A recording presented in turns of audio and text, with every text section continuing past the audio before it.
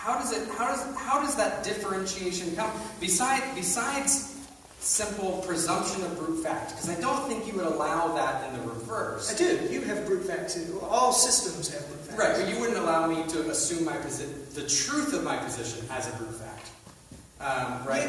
Yeah, of course I would. That's how we exchange ideas. Like, there's going to be, even if I become a theist, I have to then accept those brute facts that God exists necessarily. He's created for whatever reason he might have created for. Those are just brute facts. Yeah, well, maybe we're using brute facts differently. I don't think a necessary entity is a brute fact. I'm just using a brute fact, so those are just the same thing. Okay, yeah, I think that's... There's no further explanation for it. So, right. Well, a brute fact requires no explanation. I mean, a necessary entity has explanation.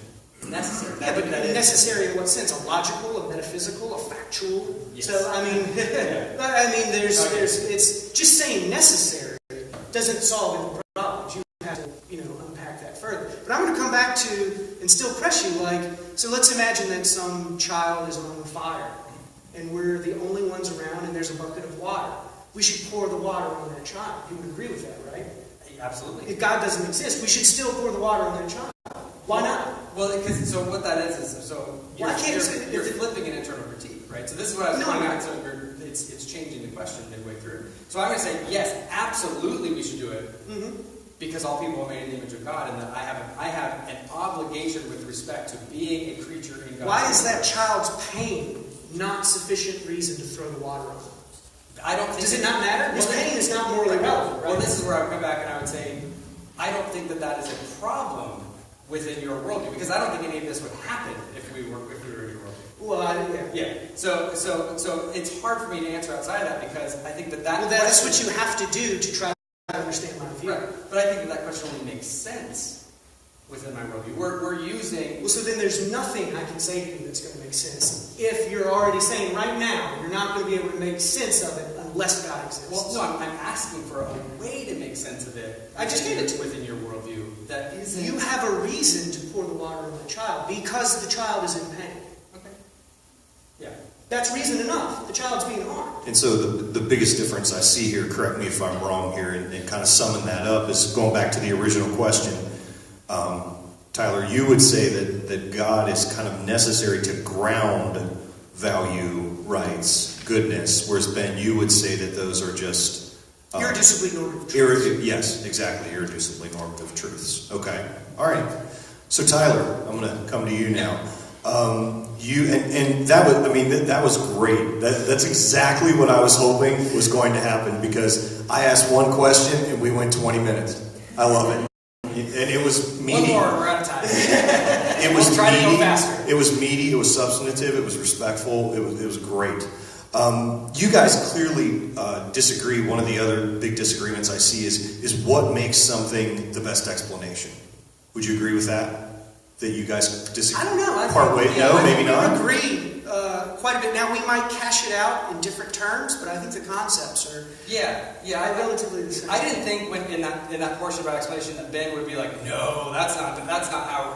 My point is just for his argument to be good, or for his argument to be better than the argument that I have, there are these other metrics that we should use to evaluate the two. I don't think that he would look at it and be like, sucks to explanatory power, like you can take that outside. Well, so that's a great that you bring that up. So I would say that my theoretical accuracy is the same thing as your explanatory power. Those are the same concepts, we just said it in different terms. So because my theoretical accuracy is how well can the explanation predict or retrodict the data? Right. How well does it explain the data? Where I think you would cash explanatory power out in a very similar way.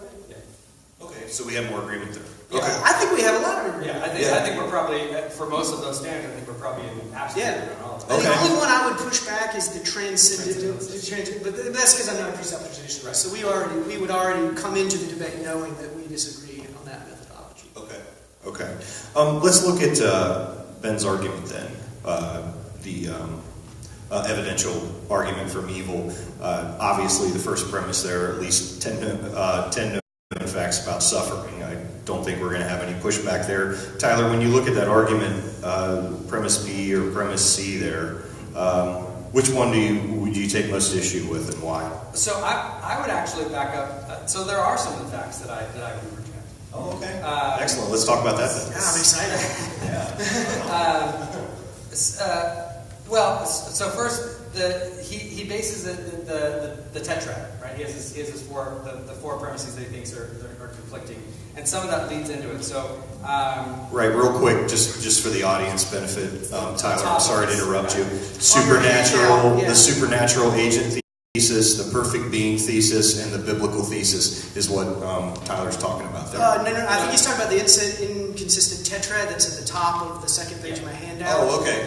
Yeah. Oh, all right, I got you.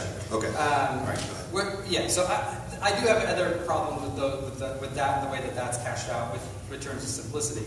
But my issue is specifically with point 3, and therefore the conclusion of point 4. Is that the Bible describes God apparently causing, condoning, or commanding undeserved and uncompensated suffering.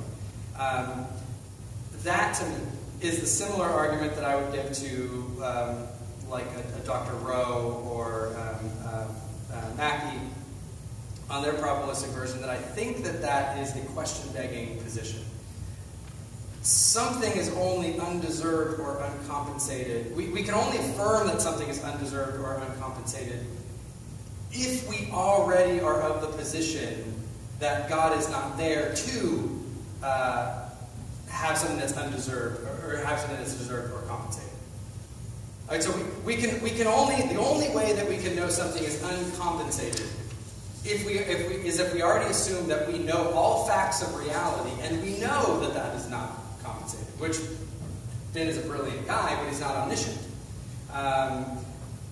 So it requires an assumption of the non-existence of God to get this premise, to lead to the argument of the non-existence of God.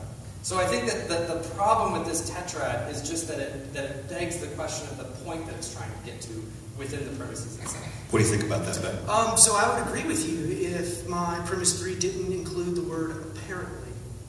Yeah, well, I would reject that it's apparent. I would say... So the passages where God is commanding genocide or has people sent to hell for eternity, those don't seem apparent issues of causing, condoning, undeserving, uncompensated suffering. Is it undeserved? So the question is it undeserved? And is it apparently? So if we were to just make a moral judgment on those, and so this is something all people familiar with these stories in the Bible struggle with.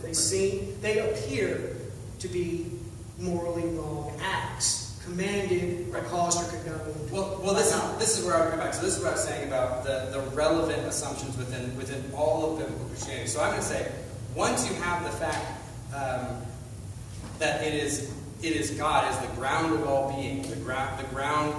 How the Bible understands God as the good, the just, holy, righteous, humanity is sinful. So now modesty has gone down. You've made more claims. To resolve this apparent problem of internal coherence, your hypothesis has gotten more complex. And that's fine. I'm okay. I don't think the best explanation needs to be immodest. Or needs to be... No, what I'm saying, so to make those moves, to say that, like, look, there might be an apparent contradiction here, but if we add these other auxiliary hypotheses, we can resolve this tension. That comes at a cost. Yeah, so you're relieving the two a priori considerations I had were coherence and modesty. So you're trying to relieve the tension in coherence by creating more tension in modesty. So what have you really, like, the scales haven't actually moved. Well, I don't think that we necessarily evaluate. So this is why I wanted to bring up more explanatory factors. Because if we have a scale of 2, we weight down 1, we lessen 1. You're right, they haven't moved. Well, so you didn't mention low ad hoc. That's part of modesty. Well, I don't think that it's ad hoc, though. Because why is it not ad hoc? There are auxiliary hypotheses that you're adding. It would be only ad hoc if I were inventing. So it'd be ad hoc if we said, okay, we have these two facts. Mm-hmm. They're in tension with each other. And say, okay, let me now invent a bunch of things to solve that problem. I would disagree with that. But that's not ad hocness is not limited to that. Ad hocness is when more claims are added to the hypothesis. The hypothesis becomes more complex in order to solve the tensions. It doesn't matter if you just invent them on the fly. That's irrelevant. Well, that would be, as I would understand ad hocness in the fallacious sense, it is actually altering the thesis to fit the data, rather than saying, okay, well, it'd be like saying, you're altering the thesis to fit the data by adding those auxiliary. See, I told you they didn't agree on what was the best explanation. I tried to tell them they didn't agree. How it's cashed out, maybe. I think that if we say, okay,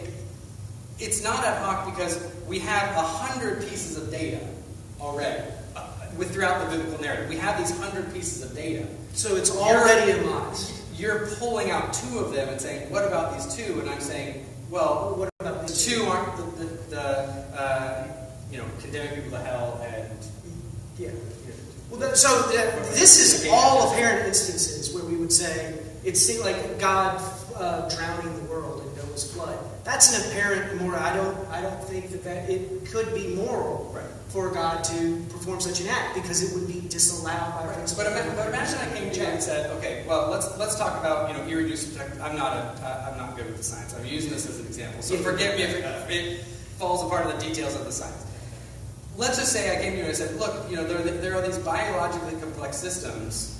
You have a biologically complex system. You have development or design. Natural selection cannot be the only driving force in these kind of things. And you say, well, wait a minute. Maybe it's not. In the science, we know that there's natural selection, and we know that there's population selection, and we know there's teleology. And I'm going to say, well, you're increasing your ad hocness. It's like now. That's not part of my hypothesis. I know. I'm not saying it, but I'm using this as an example of why that isn't really a problem for me to say. Well, within the entire narrative. Right? Because the evolutionists just come back and say, well, with all of the data set of evolution, there's a bunch of information you're just leaving out for why that happens. And I can't go to them and say, well, now you're just making it immodest. You're creating ad hoc solutions. Well, so making a hypothesis immodest is not necessarily a bad thing if it increases explanatory accuracy. Right. Maybe we need Newtonian mechanics is a great example of this. It's simpler than Einstein's theory of relativity, but Einstein's theory of relativity gives us more explanatory power. Right. So that's a way in which... Right. Which I think all of that data gives us more explanatory power of what's going on. It does give us I granted that at the cost. So these are still a priori considerations. Before we get to explain, you're resolving internal coherence issues by making the hypothesis less modest. And in this case, if that's how you're going to define it, I'm okay with that because I think in any sufficiently complex... So then how does your hypothesis explain the data better then? So it sounds like our disagreement then would come in on the explanatory accuracy. Yeah, so we have explanatory power. Yeah, explanatory power. I think we would get into simplicity. I think we would get into scope issues. So simplicity, I said, remember, was modesty and coherence. Right. So this is where I would go back and maybe after this we can hit this. Is you give the 3 examples: the supernatural agent thesis, the perfect being thesis, and the biblical thesis. Right? You're going to say, well, that's a lot of freight to take on. Well, those are 3 essential claims that you have to make. Right. So here's my. This is how I don't understand it. So let's say I came here and I said, okay, well, I pick up the water bottle, and I say, well, what's the explanation for it? Tyler picked up the water bottle. I say, you have 3 metaphysical claims now. You have you have to have humanity, you have to have maleness, and you have to have the specific person of Tyler. You've now taken on 3 claims. I think most are going to say, well, all you're doing is you're taking one metaphysical claim and you're dividing up 3 different ways to kind of break off, three different attributes to describe it. It's not... That would make up the concept of Tyler. Correct. So keep in mind, these essential claims came when I was building the concept of God. Right. But I would see it as more of you're going down the funnel. All you're doing is saying, okay, well, how many different ways can we break off descriptions about attributes of what this thing is, right? It's different than me saying, right, so when we talk about simplicity, we're talking about increasing metaphysical explanation. So it's describing me in 3 different attributes is different than saying, well, there was me, and then there was the fairies that are under here and lifting it, and then there's the roof gremlins that have this little hook that come down and they pull that, right? That's the problem we're going to hear. To do that, I'm now unnecessarily increasing metaphysical assumptions to explain what I can do with one thing, right? Explaining the one thing within its, however you can divide up the attributes I don't think is really all that problematic. I mean, we've seen that I could divide up your understanding of universal cosmic indifference. I could do cosmological explanations, evolutionary explanations, biological explanations, philosophical. I mean, I could multiply the descriptions of your view. No, so my view is the only claim I'm making is that sentient life in the cosmos is not the result of malevolent or benevolent actions by a disembodied person. My hypothesis is limited to that claim, and it can only be wrong in one way. Right.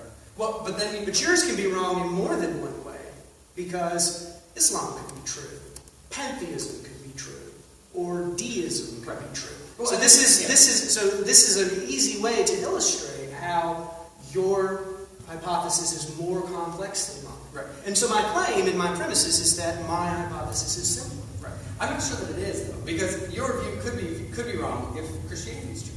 Your view could be wrong if but those would all be the same thing, where there would be a disembodied mind who cares about sentient suffering. Those would all be the same thing. We could narrowly define any of our positions. So I could say, well, there's only one way that Christianity could be false, if any other religious system is true. I mean, I could define it. Well, the only way, there's only one way that this one could be false, is that as any other religion. Well, so no, because I just said, so like metaphysical naturalism could be true, Islam could be true, or deism could be true. These are distinct ways that your thesis could be false, in ways that cannot be analogously. Yeah, I don't follow that, because I think if those are true, and I think we would go to those views and say, well, there's internal contradictions within the concept of Allah, and you have explanatory problems. You literally are multiplying entities. I would grant all that. This is the concept. Right. So you've got more content within your hypothesis. You have more ways that it could be false. Yeah, I'm not sure. This is where I would come back and say, I'm not sure that I have more content, because if I were to push you on the metaphysical assumptions, I really do think yours has specific cosmological views, evolutionary views, that undergird that. Those would be in addition to my hypothesis is only that the nature of our suffering in this cosmos is not the result of intentional acts by a disembodied person. Yes. It's very specific. But in order to get that concept, again, all I need to do to mirror yours is to describe yours in conceptually relevant different ways, right? So I can include yours. Yours requires biological evolution. It doesn't. Sure does. No, it could have some sort of we could have spontaneously come into existence. That is completely compatible with the universal cosmic indifference. I'm not sure that it would be. Why is it not? I think you would still, especially when we're going into your list. I think in order for you to look at in order to make the suffering argument, you need all species, all animals that live on Earth, and 99.8% of God. You need these things to. Those are the facts about suffering that we agreed on before. These are the facts of suffering in the world now. Our hypotheses are coming in to explain these facts. Yeah, I still they're not think part of our hypotheses. I still think yours is freighted on those. So, my hypothesis is even compatible with a watchmaker type God who just creates us and steps back and never interferes. My hypothesis is completely compatible with that. Just a deistic being who doesn't care about us. Okay. We have about three and a half minutes left, so I just want to end kind of with a more general question. You guys have managed here to get a debate together, have this discussion that's been so meaningful and so fruitful. And what would be your advice to people who are watching, people who are here, in their discussions, whether from the atheist perspective or the Christian perspective, of how we can elevate the discussions to this level? I think I could also speak for you here too and say that take these questions seriously and be respectful. It's not hard, and you can make a lot of really good friends and have really good discussions. Explore really interesting questions. That's you can pick up from there, but I think you would pretty much agree with that. Yeah, absolutely. And I think what Ben and I intentionally did behind the scenes is, we exchanged information, we exchanged arguments. the purpose was not to meme or score points against each other. I mean, we both think that these questions are important. We think that it's important to understand each other, because even at the end of the day, I mean, we're probably not dunking you in the baptismal after this, you know? Maybe for fun, but For fun. yeah, watch out for the Kraken. But there's a very real sense where at the end of the day, Ben and I still need to rub shoulders in the real world. We still, you know, Ben needs to go and work in cubicles next to Christians, and I need to go and manage different worldviews. I have atheists and Hindus that work. I mean, I have to go and work. We can't just go there and caricature all the people in our lives based on a meme that we saw online. We understand the humanity, the imago Dei of the people that are sitting across from us. One last jab. I was about to be like, humans. At least he conceded it was a jab. I mean, come on. Faster. We need to be respectful and understanding, and whether at the end of the day we get along, hopefully we get along. Whether or not at the end of the day we agree with each other or not. This is one of the ways that I would look at culture and say, I mean, our politics are fractious, our neighborhoods are fractious. We're divided.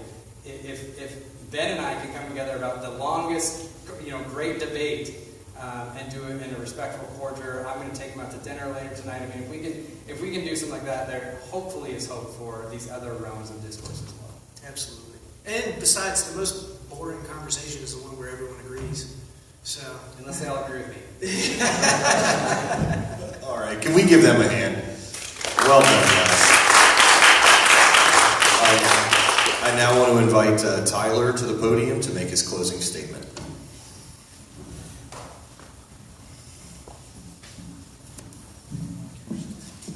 I can shout.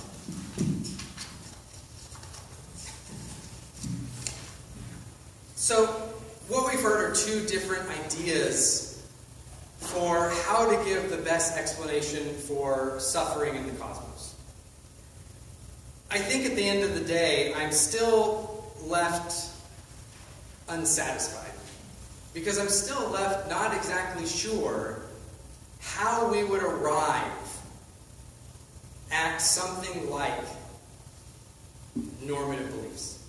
At something like morality. How we would look around at the world and say, we have gotten to a place where suffering is objectively and really wrong, and I stand in a normative or an obligatory relationship towards ending that suffering, if Ben's view is correct.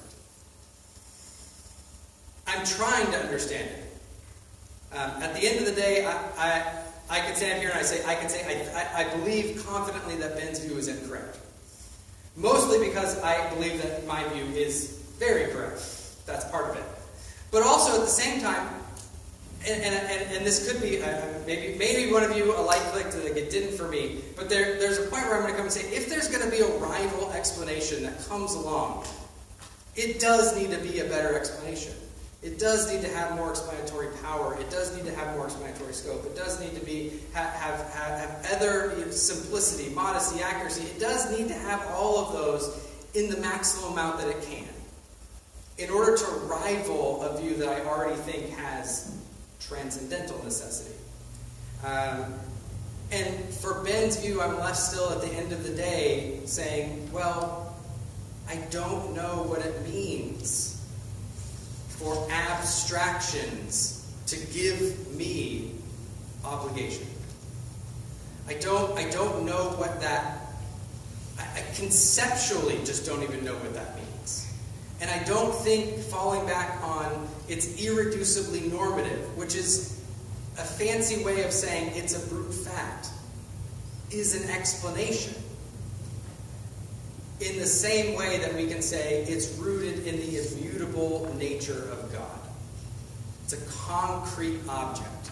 A concrete object can interact with other concrete objects in a way that abstractions cannot.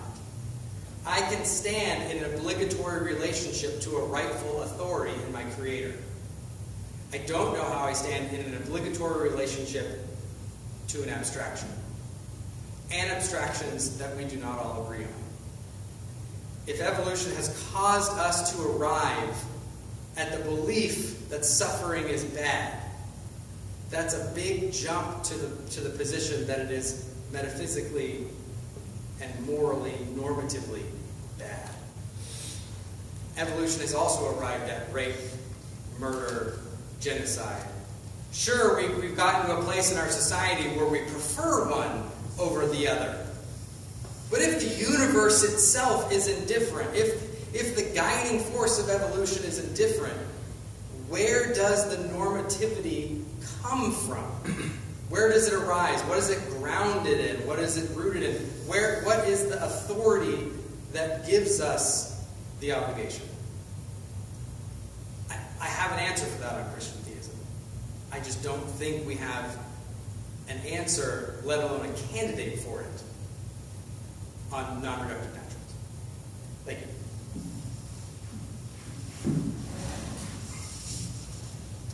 I'd like to invite Ben to the podium to make his closing statement.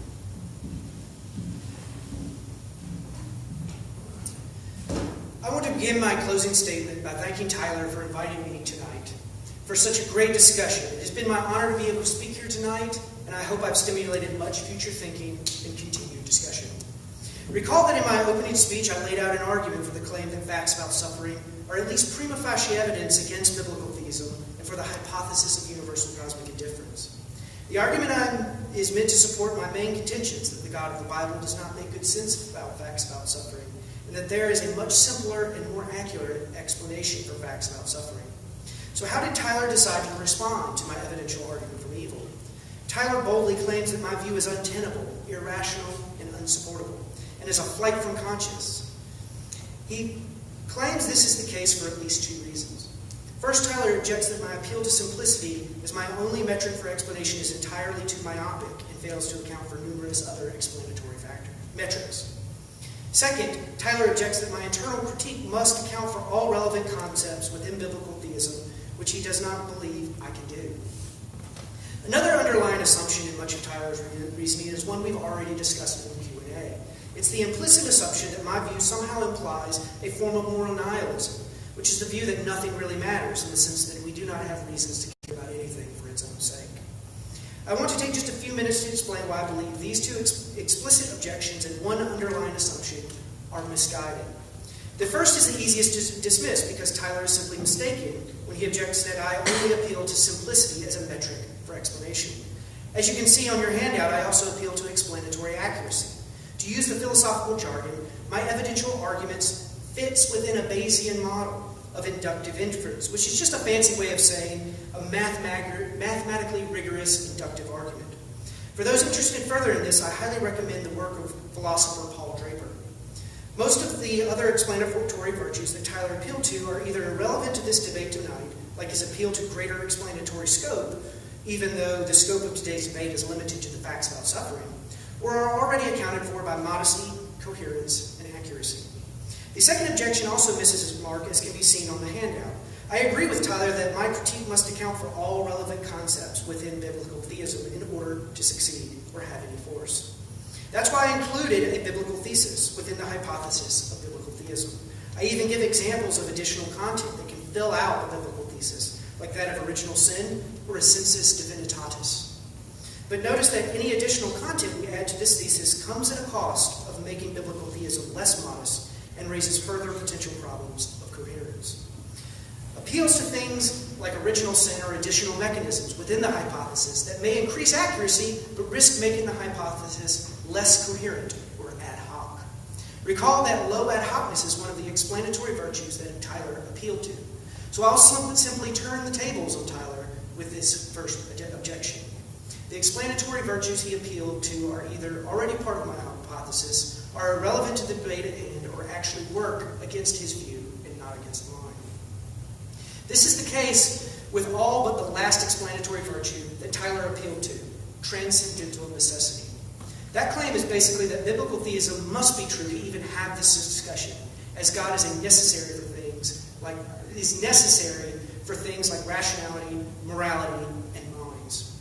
This is a fundamental difference in mine and Tyler's approach to the question before us. My approach is an evidential one, while Tyler's is a presuppositional one. I do not have enough time to go through the differences of these approaches, nor is it within the scope of today's debate. So it will have to suffice for me to merely say that I believe that things like reason, the laws of logic, and basic moral truths are necessary truths, requiring no further explanation outside of themselves, or as Tyler called them tonight, brute. In other words, I do not find Tyler's transcendental argument for God, or tag, convincing, or even a relevant theoretical virtue with regards to my evidential approach. For more on this topic, I highly recommend Ozymandias Ramses II's YouTube channel, as he has some excellent videos and discussions on this topic. Finally, I want to say something about Tyler's assumption that atheism somehow implies moral nihilism. As with the last objection, I do not have time to outline all of my ethical views, as metaethics is a broad and difficult topic. For those familiar with my work on real atheology, moral philosophy, especially metaethics, is a topic I discuss a lot and I find very interesting. But that is not the debate topic tonight, so I'll have to settle for giving the bare basics. I'm what's known in the literature as an ethical non-naturalist. This secular theory is noticeably defended by atheists like Thomas Nagel, Derek Parfit, Shelley Kagan, and even Peter Singer. We believe that normative statements like basic moral truths are objectively true and irreducibly normative, meaning these truths cannot be reduced to non-normative properties, like the attitudes or responses of observers. In other words, we cannot reduce nor identify basic moral truths or properties with non-normative things like God's nature, commands, or human wants and desires. To use the philosophical jargon again, basic moral truths are sui generis and necessary, requiring no further explanation outside of themselves. I believe that some things like suffering, happiness, freedom, and love matter in the sense that we have reasons to care about these things for their own sake. This would be the case whether or not God exists. In fact, I believe my view is the only way of making sense of the essential theological claims that God is perfectly good and always worthy of our worship. These are normative statements. Besides failing to argue for his own metaethical view, Tyler does not even mention that his metaethical assumption is highly controversial and something of a minority in the philosophical literature. But that by itself is not a good reason for rejecting it. For example, his view and my view are not the only live options in this metaethical debate. Sharon Street and Christine Korsgaard have put forward a highly original and influential form of anti-realism called ethical constructivism. Peter Railton and Philip Kipcher have defended a rival form of objectivism to mine in the form of ethical naturalism. And Alan Gibbard and Simon Blackburn have defended a middle ground between realism and anti-realism called quasi-realism. So it's far from obvious that we should concede or accept Tyler's implicitly assumed metaethical view that atheism somehow implies moral nihilism without some further argument.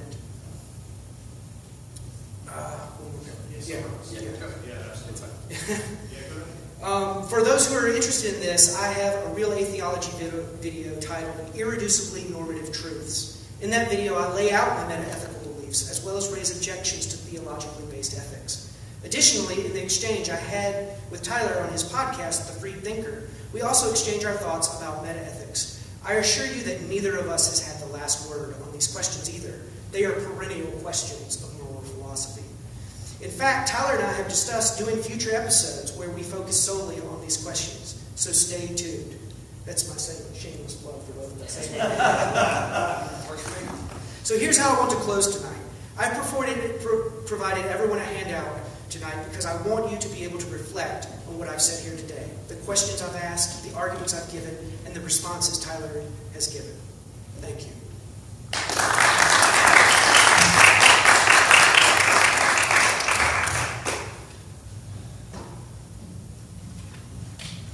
We now move into the Q&A time. I think John is going to be roaming, if you will, with the mic.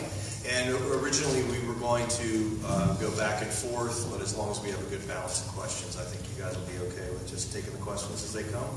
Sure. Am I right? Yeah. Okay. All right. All right. All right. I got one real quick from Facebook. So he's been waiting, hopefully, about 22 minutes. Hopefully, Mikhail Kozenkov. I apologize for possibly not being able to pronounce your name correctly. So this one is probably just directed to Ben, although I'm sure Tyler would probably be welcome to answer it as well. The question is, does Ben accept that such abstract concepts as laws of logic and numbers exist necessarily? If yes, does he think that moral values exist necessarily in the same way?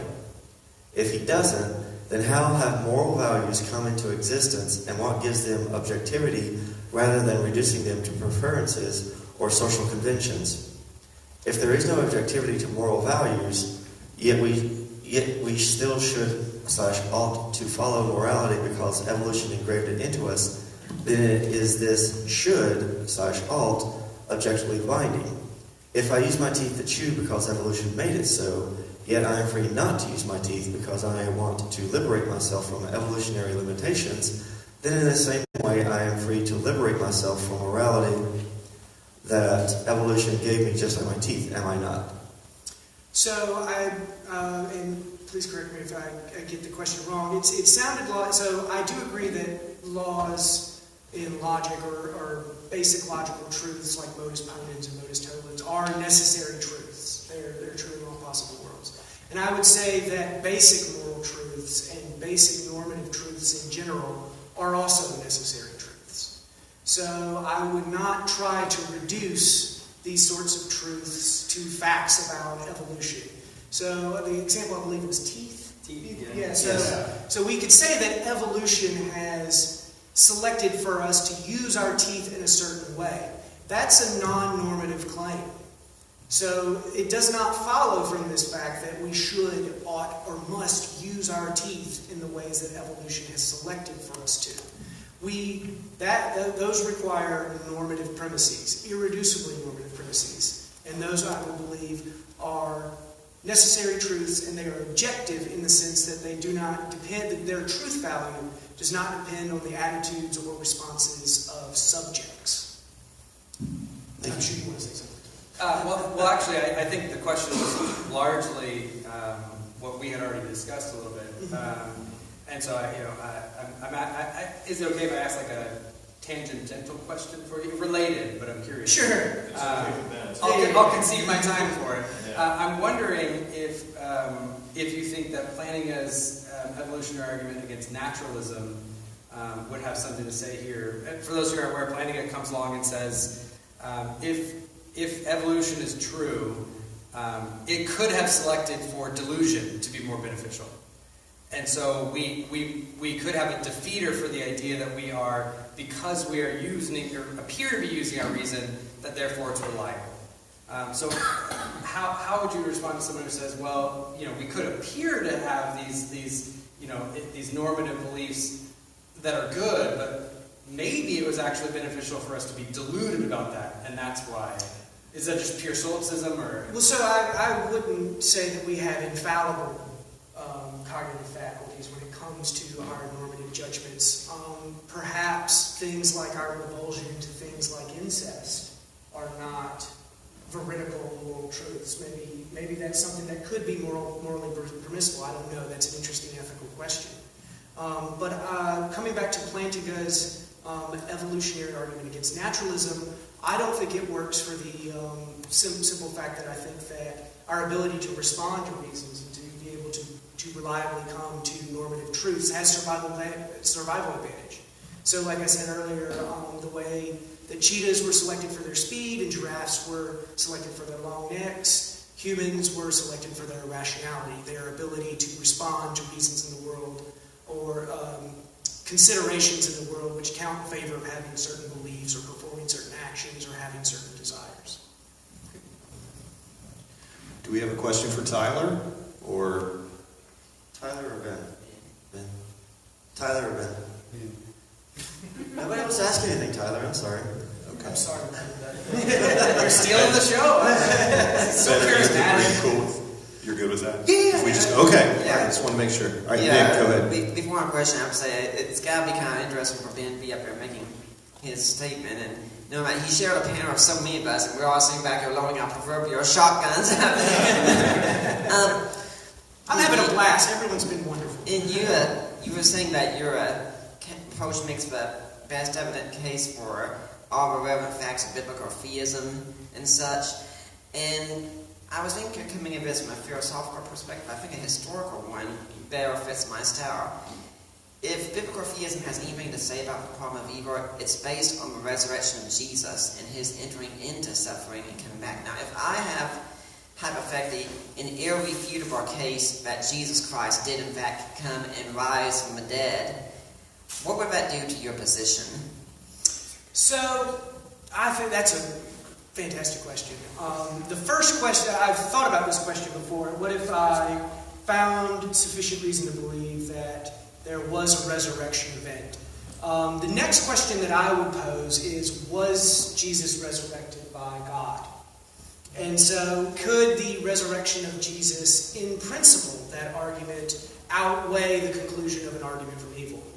Or does the facts about suffering and evil in the world count against us believing that Jesus was, in fact, resurrected by a perfect being? And I don't really know where I fall on that question yet. It's one that I've been toying with because as all good philosophers, I think, should, I ask myself what evidence would or considerations would change my mind.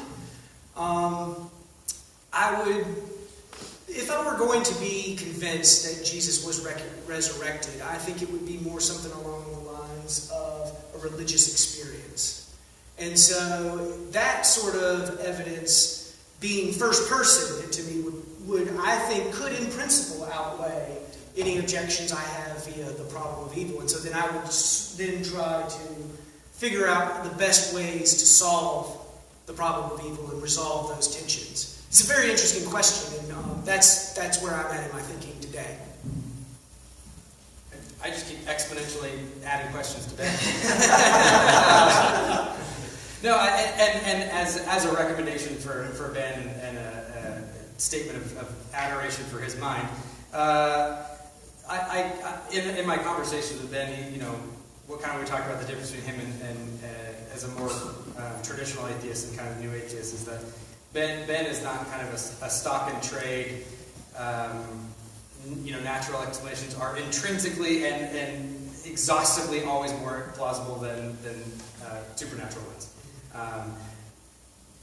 And I find your answer actually, when I was an atheist, I think that would have been mine. That it's hard for me to delineate what logically would make me that, but I'm pretty sure if I had a religious experience, which is actually what happened for me, that would be, as a first person, more compelling. So in that case, what would you say, and I keep bringing up other philosophers' arguments, what would you say then to someone like William Lane Craig, where he says, the believer, while it might not be, a good argument for somebody else, could have justification or warrant for their own view based on something like the internal testimony of the Holy Spirit? So maybe they do. William Rowe, in his famous evidential argument from evil, says things like this, that maybe that the theist could have good reasons to hold their beliefs, and that he calls this friendly atheism. And so I wouldn't make the strong claims that having a theistic belief is irrational. I just wouldn't hold. I wouldn't make that strong of a claim. And maybe, correct me if I'm wrong, but William Lane Craig also, that's part of his reformed epistemology. He's saying that we can have the belief in God can be properly basic. We can have the witness of the internal witness of the Holy Spirit. Yeah, he's not a reformed epistemology, but that is one aspect. It's one aspect. Thanks for the correction. But I think there can be defeaters for properly basic beliefs or beliefs like belief in the external world or belief that there's other minds or that the past really exists. And we don't have defeaters for those properly basic beliefs. I don't think God is a properly basic belief in that sense because I think there are defeaters there. But that's a whole other path. But hopefully that answers your question. Like, I think it can be like I think that Christians can be warranted. It could be a self-warrant, but maybe not a good argument. And so that's why I think that a religious experience is something that could, in principle, change my mind. Because it would give me that warrant where I would go, look, it'd be like the existence of the past or my memory experiences. I'm like, look, this just seems so overwhelmingly to be the case. It's possible. And I have to be open to that possibility as a philosopher. Now you know how to pray for Ben? What's going on, Ben? You did a fantastic job, man. Both of you guys did. And I've got several questions, but I'm going to try to limit it to just this one for now. And I've been careful to word it in such a way that I don't jeopardize my ride home because I'm a long way from home. You'll get a ride home either way. Why do atheists eat babies then? I've only had one baby this morning. I'm just going to start with this one. So, you said that moral truths are irreducible and necessary, I believe. Correct, yes. Given that ethics isn't simply a rational enterprise, I know you've kind of juxtaposed it with, say, the laws of logic, for example. The laws of logic would be something more descriptive, maybe describe what is the case. That would be a relevant difference between those domains of inquiry. Right, what is the case or what could possibly be the case. But however, with morality, there's both the propositional content and prescriptive content, to moral truths. And I'm wondering how, on your view, could it be the case that you have these necessary propositions that are prescribed and yet have no prescriber? And would you agree that it's rational to take the step of positing a prescriber to these moral truths upon which they are contingent? So, if I were to be a reductionist in ethics, like an ethical naturalist, I would have to admit that basic moral truths could be contingent. But I don't take that route because I'm going to use some philosophical jargon. I accept the supervenience thesis. So I believe that basic moral truths have to be necessary truths because I don't think it makes sense to say that there's a world identical to ours in all of its non-moral respects, but in which the Holocaust was morally permissible. To me, it just doesn't make sense, and that would be a reductio ad absurdum of that position. And so that's one of the reasons that leads me to the anti-reductionist position. And you're very right to say that logical truths have descriptive elements to it, and some of them are not normative. But I think that in logic, like some rules in logic, are also normative. So, for example, we ought not to contradict ourselves. So I think that truth is both logical and normative.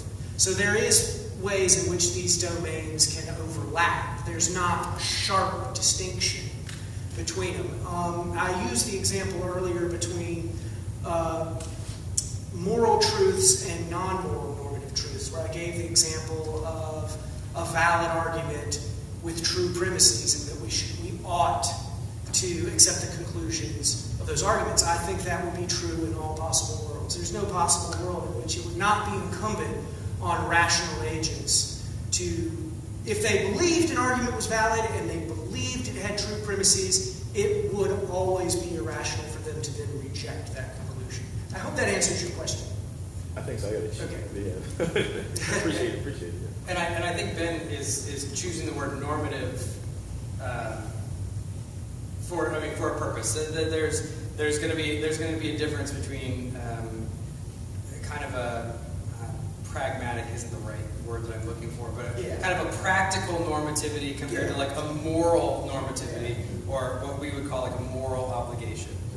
So those are going to be philosophically distinct concepts. That's a great point. So I could say I prefer so and so, and that's a descriptive statement. But then I could ask, should I do something? And that's where the should, ought, must, better, good, bad, right, wrong. That's where all those terms fit in, is the normative aspect. It's why I believe we had a conversation just the other day with someone else where we were saying why science can't, in principle, answer normative questions. Science can answer the question of whether or not we can extend lives 1,000 years in the future, but it can't answer the question whether or not we should extend lives thousands of years into the future.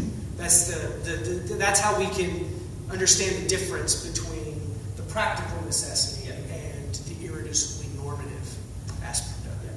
And I think for Mike, I'm not going to add a question for you. Yeah. I think I would go along with the question. I think you might have actually phrased the question better than I did in our discussion, which comes back to is it reasonable to go that one further step of saying what's the grounding, what's the justification for it, and I think in cases like this it is, and this is where I'm going to go back to. I don't know what it means for something like that to be a brute fact, and so I want to look for another explanation, right? Because I don't know what that means without an explanation, I think it justifies us saying, well, what is the explanation of those irreducibly normative facts about justice? Well. God is I think the only and best candidate for that, because as a transcendent mind, that I think is going to be the most reasonable candidate, necessary candidate actually. But then when it comes to God, because God is a necessary being, there's an explanation. There's an explanatory factor about God Himself that's a backdrop that stops the question. We don't need to keep going and looking for other explanations, because that's just what it is to be a necessary being. But it's not necessarily what it is to be a brute fact that it's without that foundational explanation. So that is why I agree with you. I think it's reasonable and justified to go that one step further. So Tyler stops the explanation with God, but before that he had the irreducibly normative truth. He's looking for that further explanation, and so it's not surprising that you come to God. You're looking for that explanation, and so I think that's the mistake, in which he's looking for the further explanation. The reason that he's finding that further explanation is because he's trying to further. I don't think that you can reduce those normative truths to anything further. Commands of God, the nature of God, human wants and desires. I don't think it can reduce these. Again, these, to use the jargon, these truths are sui generis. They're necessary. They require no further explanation outside of themselves. The order of normative explanation is different on our views. So I explain the rightness and wrongness of actions by appeal to these normative truths, where he explains these normative truths as facts about a subject, the attitudes or responses or demands or nature. So there's an order of normative explanation that's different. And so my order of normative explanation doesn't search for that further explanation. We have another question? Go away, boy, you bother me. When we're talking about transcendental, or let's say metaphysics or metaethics, as we're talking about, I'm going to take a concrete, I don't know if we say concrete position, but concrete person in history. And we all agree that Jesus Christ walked the face of the earth. So Sure. we take that concrete person, and then we take the concrete witnesses that were around him, that witnessed what he did, and also wrote it down. So when this concrete person, Jesus Christ, came, he said, I come from the Father, I come from God. So he makes this claim and he makes this statement. So right away he has transcended, out of heaven or out of where this God is. He's transcended and came here. Taught, preached, performed miracles, even showed, like power over the waves, nature, power over nature. Nick made a comment about the resurrection of Jesus, but even before we have that, we have people knowing that Lazarus has been in the tomb 4 days, that he resurrects Lazarus. And we have concrete witnesses for that. So it seems like he metaphysically transcends doing all these miracles. I know the Enlightenment and logic and reason and Thomas Jefferson just can't accept those miracles. But yet we had witnesses for those miracles, and they happened. So how would you explain Jesus also being wrapped up in this creation thing that we're talking about, that the creation with God? So how would you explain that? So are you asking, just for clarification, are you asking Ben, how would he explain the miracles and the witnesses of those miracles, or are you asking him how he would explain creation? Well, how would you explain or refute? Let's say, how would you refute Jesus on that? Because Jesus claimed to come from the Father, who is the Creator, who has done all what we're talking about here today. How would I refute? So I don't necessarily feel a need to refute it in the sense that I'm comfortable saying, I'm not a historian, and maybe I don't know the true explanation of all the facts that surround that narrative. My own beliefs right now are that something like the resurrection, maybe someone stole the body. Because I would prefer some sort of explanation like that because it wouldn't conflict with our best philosophical and scientific theories. But that's not decisive. How about Lazarus? So again, they could have made some mistake. They could have been under some misapprehension. It could have been some elaborate magic trick. I don't know, and I'm open to the idea that maybe that is true. Maybe that's the route that helps me change my mind. I don't know. And you're just more agnostic about that at this point. Well, so I have my own preference of the naturalistic explanations that don't conflict with our best scientific and philosophical. But that's where I find myself today. I admit that's not decisive, and that shouldn't necessarily move someone in the audience to change their minds. Tyler? I just say Nick is frothing at the mouth. He's going to attack you after this.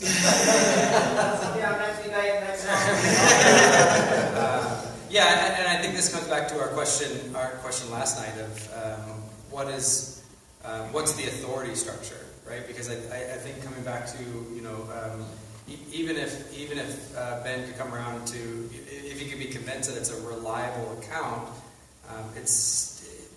that still might not gain that the scriptures are an authority for him in that sense. So yeah, I think especially within the context of the problem of suffering and things like that, I think it would be incumbent on him to hold to the specific miracles within those claims as well. So. One more? Yeah, I just have a quick question. So to me, it's not obvious if there's like a baby burning on fire that I'm supposed to put a bucket of water on it. But you're saying you just accept that a priori, like there's no utilitarian ethical framework of like maximizing pleasure, minimizing pain? Is that not part of that? So that's the difference between a meta-ethical question and a normative question. So I would say that the meta-ethical aspect of the question is that the child's pain gives us sufficient reason. That's reason enough to pour the water on it. Now, can we justify that action in a normative theory? Perhaps in a consequentialist or utilitarian framework, we would be trying to maximize pleasure or happiness and minimizing pain and suffering. And that might be the reason that fact gives us, or our overriding moral reason why we should do it, or not pouring the water on the child might be disallowed by a principle no one can reasonably reject. That would be a contractualist approach to it. So there's, again, moral philosophy is quite an intricate and difficult topic for reasons like that. Yeah, I think we need to stop agreeing. I think we could do the same thing on biblical Christianity, right? So I might say, well, the fact that I observe the child burning innately gives me the obligation to help it, right? But then we could ask the further question of, well, why do I have the obligation? Like, what makes that act intrinsically better? Well, then we're going to get into discussion. So is it as a Christian, I'm going to say, well, it's imago Dei, it's innately valuable, I have obligations. So you can go into further questions of kind of applied ethics of how those are explained. above and beyond just the intrinsic fact that it is morally incumbent upon me to help the child because the child is suffering and there's something innately wrong about that. Asking why it's innately wrong is kind of a different question. The meta-ethical question. We agree. Do we have time for one more?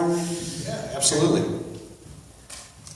I just have Oh, 5 questions. yeah. Now you're not getting it right. I just wrote a short paper I'd like to read, and you respond to it. This 20-page paper. Yeah, so the argument that you made from suffering, is the inductive version of that argument, which I want to say to your credit too, because I think it attests to you're familiar with the literature going that route rather than the logical version. One of the best versions of it. Right, certainly. So I say that to your credit. Now, I mean, with it being inductive, obviously you're taking into consideration specific events in the world, which we're calling suffering, and then you're generalizing that to some larger truth about the world, God, so on and so forth. Now, induction, by its very nature, it can help us to understand what is happening, what probably will happen, but I struggle to see how it can tell us, what ought to happen. And so, from an atheist perspective, it seems to me that what you've called suffering in your argument would be better construed as, common and even probable, as you've argued, events that are undesirable states of affairs.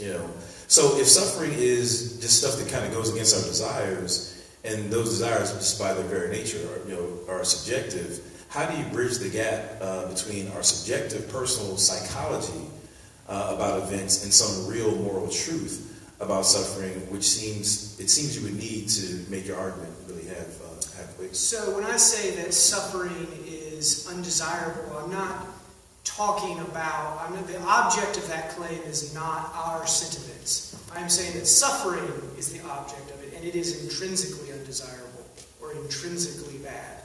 Or suffering gives us all reasons to care about it for its own sake. So we're responding to those reasons. So my sentiments may be that I don't care about suffering, and I choose not to respond to those reasons that facts about suffering give us. And that's when I would say I would be making some mistake at that point. My attitudes and responses to facts in the world would not align with the normative facts.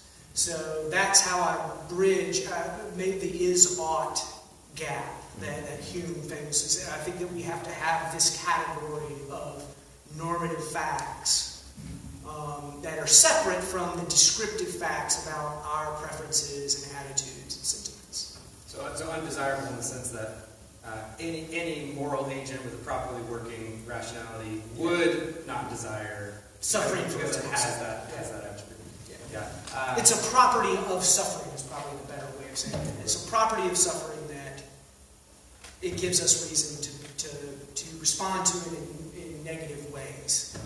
Yeah, and again, this is without going. This is just again where we're gonna diverge, because then I'm gonna say, what makes it undesirable? Like where does that nature, that valuative, obligatory part of it come from? And then that's where we're gonna go back and forth on what we've already covered. Yep.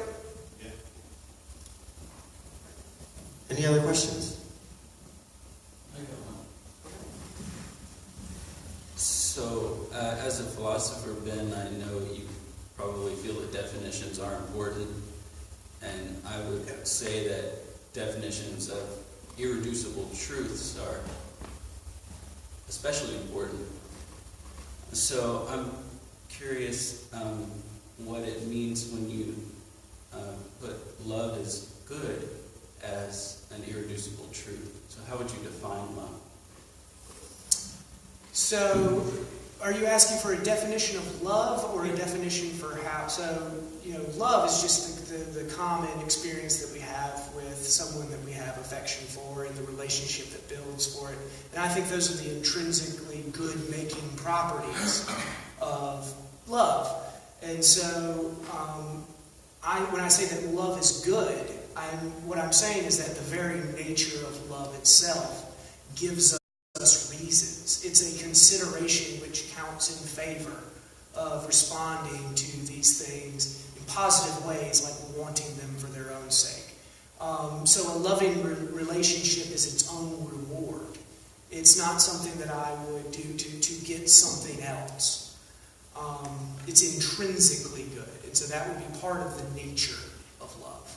I think you have a little bit of a disagreement in definitions there, probably with the typical Christian view of love. There's an example like in John 15:13 says, "Greater love has no end than this, that he would lay down his life for his friend." And that definition of love, I believe, entails a sense of taking on suffering for the good of others. Mm-hmm. And I'm sure there's much about love in the Bible, more than that. But I think we might be talking about different things when we say that love is good. Perhaps, and I certainly wouldn't say that the definition I gave is in any way exhaustive. It's quite the philosophical task to define what is love.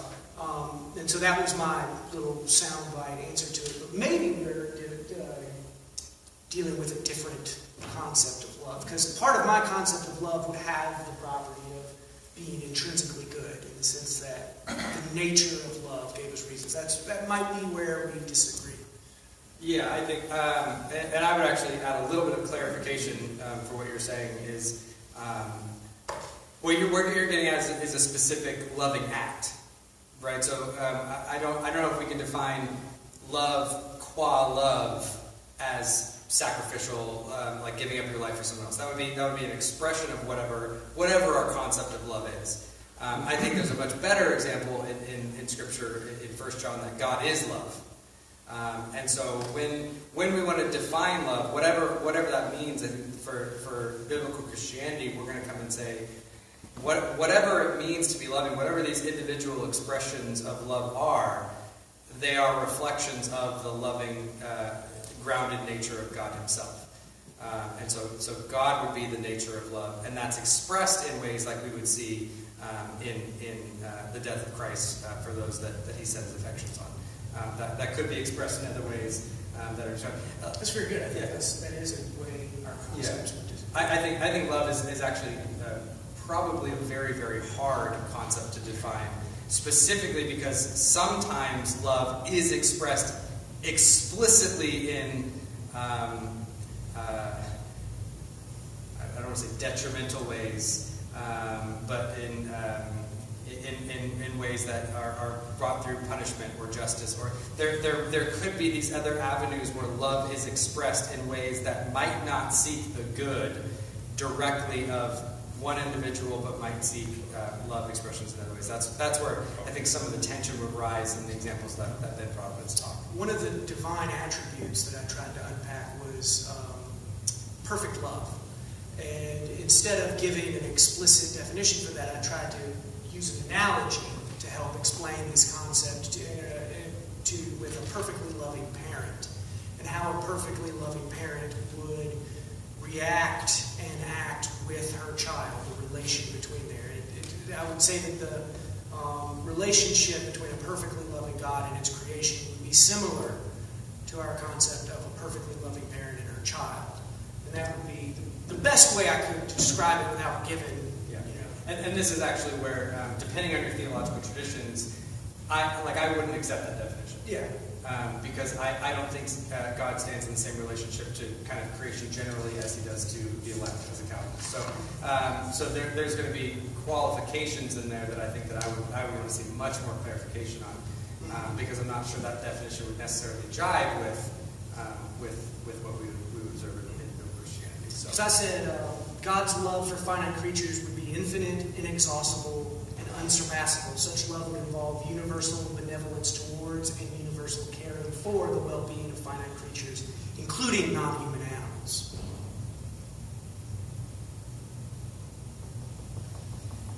Okay. Anyone else? Okay.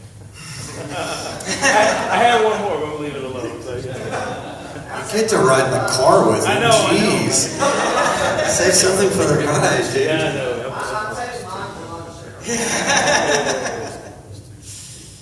All right, well, you want to close it out, John? Actually, Joel, needs to come up?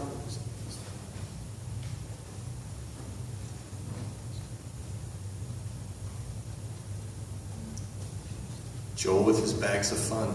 Bags of tricks. We're going to do something really fun for a moment. We're going to do a prize giveaway. Everybody stand up. Does that include us? It does not. Not now that you ask. All right, does anybody not want to be standing right now? All right, you can go ahead and sit down. That's fine. All right, does anybody not want to win a prize? Okay. All right, so everybody's in the right place. All right, did anybody know there was a royal wedding today? Okay. Anybody that didn't raise their hand may sit down. Did anybody care? Totally different question. All right, let's see what I got. Anybody purchase something at the book table? Go, I say, go away, boy, you bother me. What does kind of mean? Kind of. All right, we only have 4 to go. Apparently, only one person didn't purchase something at the book table.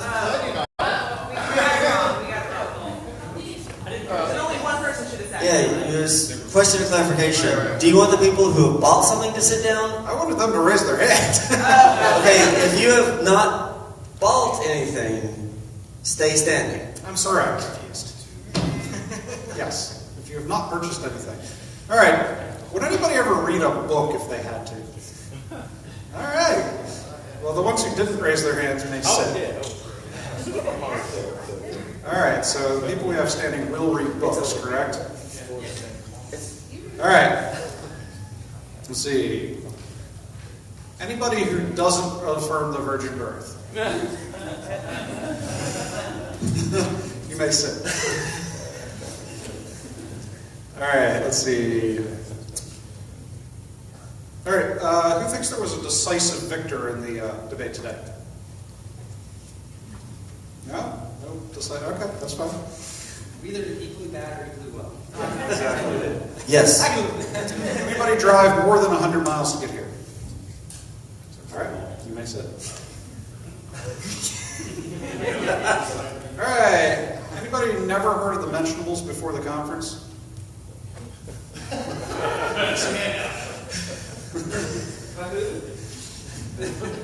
All right.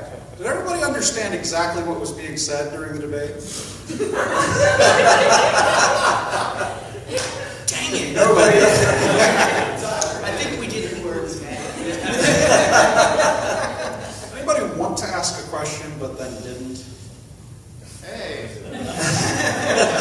You two may stay standing. Everyone else sit down. Surprise questions. All right. Pop quiz. All right, I saw 2 hands about the wanting to ask questions, but didn't. All right, so I'm going to choose between the. All right, Marvel or DC? I mean, I would say DC just because Marvel seems more popular. All right, DC. This is your prize bag. Let me show you what you got. You are receiving. Not that. What's in the bag? All right. The Mentionables Project. This was a book in which a number of us answered 40 questions asked by an atheist. There's 5 answers per question, 1 from each of the Mentionables. So you have your choice of which question you like. I'm sorry, which answer you like for the question. And this was our signature project. It's the one writing project we've all done together. This was a pseudo-signature project. This is the children's book version of that. It's like 5 questions asked by kids about God, which are very challenging questions. Only 2 Mentionables worked on this book. And then you're receiving my book, Christ-Centered Apologetics. It's essentially an argument for Christ as the Messiah and as God incarnate. And it makes the argument that Christianity stands or falls on this one apologetic argument. So if you need to know one apologetic, it would be the apologetic for Christ. And then it gives that. And then you'll be getting the study guide to that book, because the book started as a course that I taught on that. So the study guide would allow you to use the book in order to teach the course. All right, you will be receiving the same essential prize package, except instead of my book, you'll be getting Tyler's book, which I talked about last night. Tyler's book is a response to David McAfee's book Against Christianity, in which he raises a number of points against Christianity. And Tyler goes down the list and knocks them all down. You don't have to have read McAfee's book in order to understand Tyler's, because he lays out the arguments and then responds to them. So, those are the prize packages. You may come and get them. Yay! Applause is necessary, yes.